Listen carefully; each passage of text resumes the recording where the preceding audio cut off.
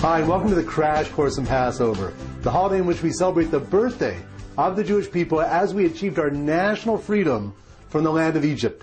But what many people don't realize, it actually took 500 years to get there. The formation of the Jewish nation took 5 centuries in total. It can be divided into 2 distinct stages. Stage 1 is the era of the patriarchs and the matriarchs. It's a 290-year period, and it covers the remarkable lives of the family that founded the Jewish nation. Abraham and Sarah, Isaac and Rebekah, Jacob who marries Rachel and Leah. Just consider who these individuals were. They were gigantic intellects, with Abraham discovering on his own the rationale for the existence of one God. They were courageous revolutionaries who tried to demonstrate to the world that it wasn't about idols being made in the image of man, but that it was man who was made in the image of God. They were outstanding leaders who earned the respect of world leaders. They were spiritual giants. All 7 of them achieved the level of prophecy with God. And they were faithful servants, willing to go on a journey to build a nation committed to God and live in a very holy land. But the challenge is, how do you translate great individuals into a great nation? It's not enough for a group of people to be inspired by their founding fathers and mothers. Inspiration can barely survive the ups and downs of day-to-day living, let alone will to help them face the enormous struggles and upheavals they must survive as they traverse the course of history. The nation itself needed to be forged through their own experience, to test their mettle and commitments.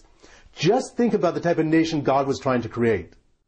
They needed to be willing to enter a covenant with God sight unseen and accept whatever commandments and responsibilities He asked of them. They needed to attempt to be a moral light unto nations that were bigger, stronger, and seemingly more influential. And they needed to live in a hostile world that for the next 1,300 years wouldn't even begin to understand the concept of one God, and who would often see them as strange, backward, and threatening. And most importantly, they were never to give up on the dream to help the world achieve universal peace, brotherly love, and the awareness that we are all children of a loving, caring God, the King of the universe.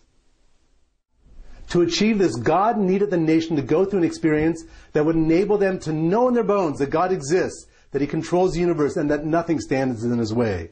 To feel His love and care for them as descendants of the patriarchs and the matriarchs. To have trust that the darker periods and struggles are part of the process of growth and eventual redemption.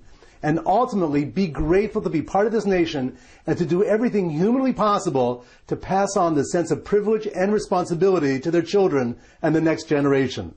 Enter phase 2 of national formation, the 210 years in the land of Egypt. The land of Egypt was the womb and birthplace of the Jewish people. 94 years of a gradual assimilation into Egyptian culture, and then 116 years spent in slavery. Just imagine what it was like to be back then, living in the most powerful civilization of the time that was also the most spiritually impure. Egypt was filled with black magic and idolatry. We had been reduced for generations to slavery because the Egyptians had become suspicious of our loyalties. And it was ruled by a pharaoh that was absolutely committed to destroy our future, as he decreed to drown all newborn male children. But somehow the Jewish people maintained an ember of hope. Despite the most brutal oppression and killings, the descendants of Abraham and Sarah, especially the women, were committed to having children. The killings continued and the cries grew louder, but the Jewish people were committed to life. God heard their cries, and then, for the first time in human history, He lifted the veil off the natural world, and He revealed His awesome power, control, and awareness, and ultimately He made a mockery of the most powerful man that walked the planet.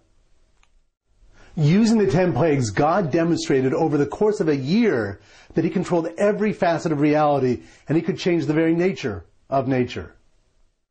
The first 3 plagues, blood, frogs, and lice, demonstrated God's existence and His absolute control of everything below, the water, creatures from the water, and the dust.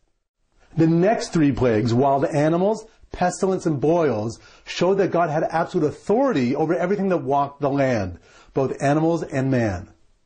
And with the final set of 3 plagues, hail, locusts, and darkness, God demonstrated that He had absolute control over nature, even something as fundamental as day and night. It was the 10th plague, though, that was the ultimate act of measure for measure.